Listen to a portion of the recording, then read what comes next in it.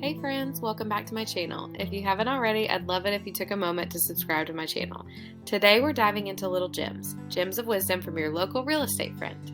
I'm Amanda Glenn Evans Marsh, hello long name, and that's a.gem for short. I'm a real estate agent, certified unsolicited encouragement expert, and counselor at heart. And in case no one told you lately, I'm proud of you for showing up.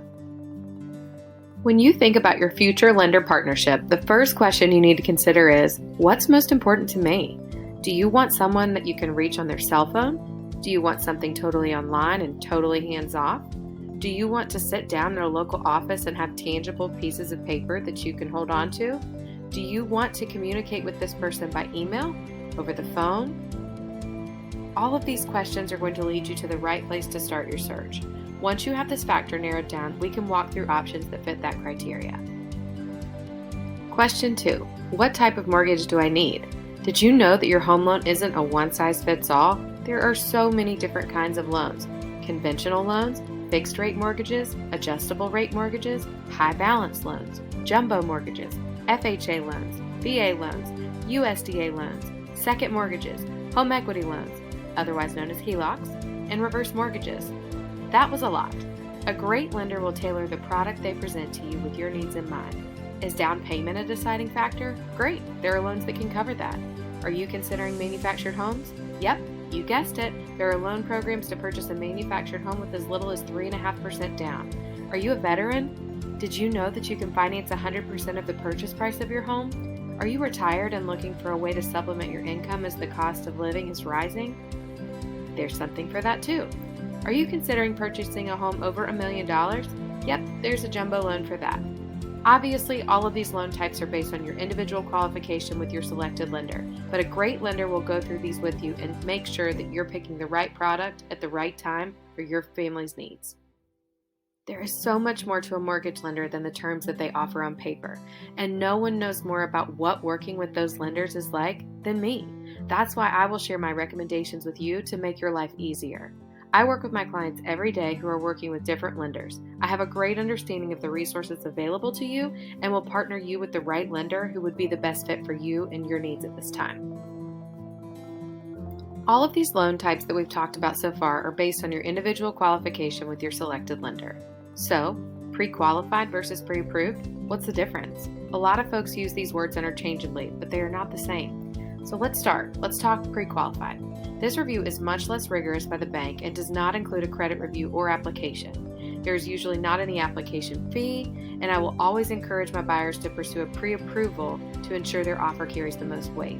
Pre-qualified is essentially a conversation between you and the bank and discussing what you think are your liabilities, assets, income, and debt, and the bank giving you their guess as to what they think you would qualify for. Let's talk pre-approval. This is the review and estimate of a loan value that the bank feels comfortable loaning you when you're preparing to shop. I encourage you to be as honest and open as possible on the credit application, as you don't want to end up in hot water down the line after you've put down due diligence money and things like that. Pro tip, banks will always find out. Debts, assets, income, other liabilities like child support, liens, etc. So being transparent up front truly sets you up for success in the buying process. This pre-approval is good for 90 days and is your golden ticket to start shopping.